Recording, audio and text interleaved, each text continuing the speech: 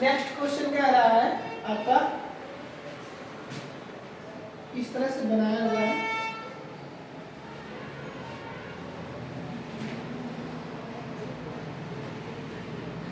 ठीक, फिर इसके बाद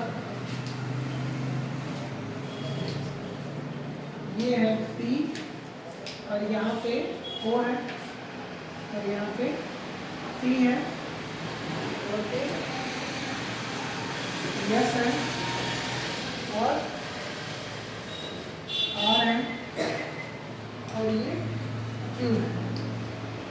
ठीक, यहाँ पे जो एंगल है वो क्या बना हुआ है 2C और यहाँ का जो एंगल है वो कितना है 4B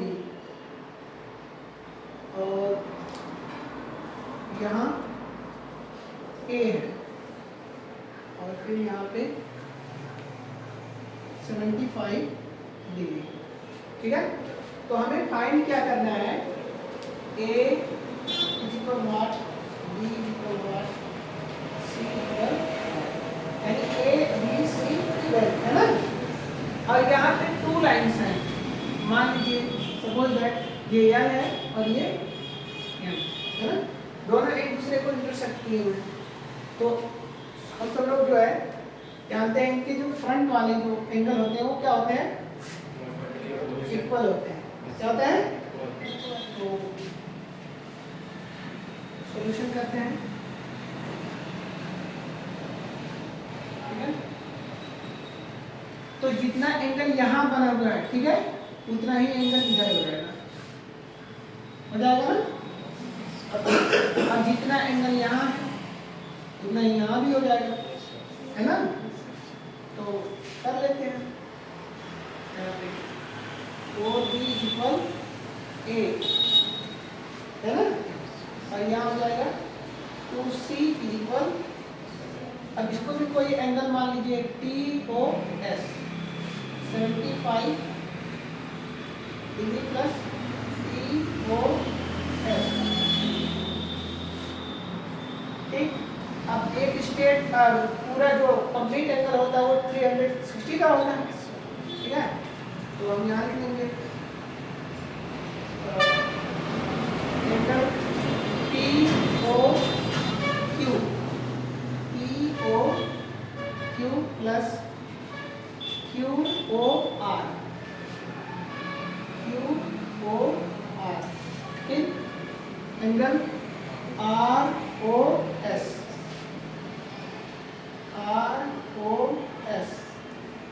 plus angle POS is equal 360। अब इसका मान क्या है, POQ का 4B प्लस अब यहाँ QOR 2C प्लस ROS का मान क्या है, ROS A है प्लस TOS का मान 75 degree plus TOS equal 360 degree. ठीक, अब यहाँ देखिए ध्यान से 4B की इक्वल क्या है A, तो 4B को हम हटा के क्या लिख सकते हैं A, क्या लिख सकते हैं A प्लस 2C के इक्वल क्या है, 2C के इक्वल यहाँ पर देखिए 2C जो है इतना है, तो इसकी जगह पे हम क्या लिख देंगे 75 प्लस TOS A ऐसे रहने देते हैं plus 75 plus T angle TOS equal 360। ठीक, अब 75 ऐड कर लेते हैं और A भी ऐड कर लेते हैं, 2A हो गया और प्लस यहाँ हो जाएगा 2TOS और प्लस कितना आ जाएगा 150 इक्वल 360। ठीक, अब यहाँ पर देखो ये प्लस में है उधर जाएगा हो जाएगा यहाँ पे यहाँ 2 कॉमन है, 2 भी कॉमन ले लेते हैं, तो बचेगा a प्लस क्या t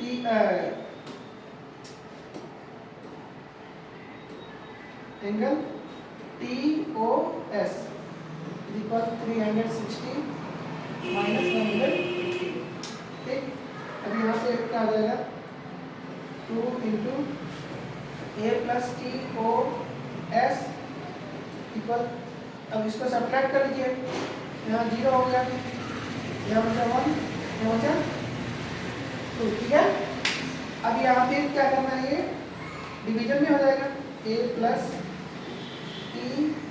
TOS इक्वल क्या हो जाएगा 210 अपॉन 2 काट देंगे, a प्लस TOS इक्वल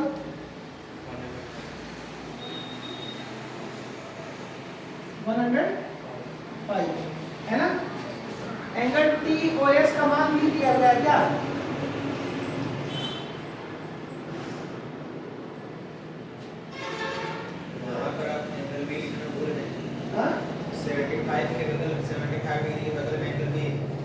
यहाँ पे B है, वहाँ नहीं लिखा हुआ है,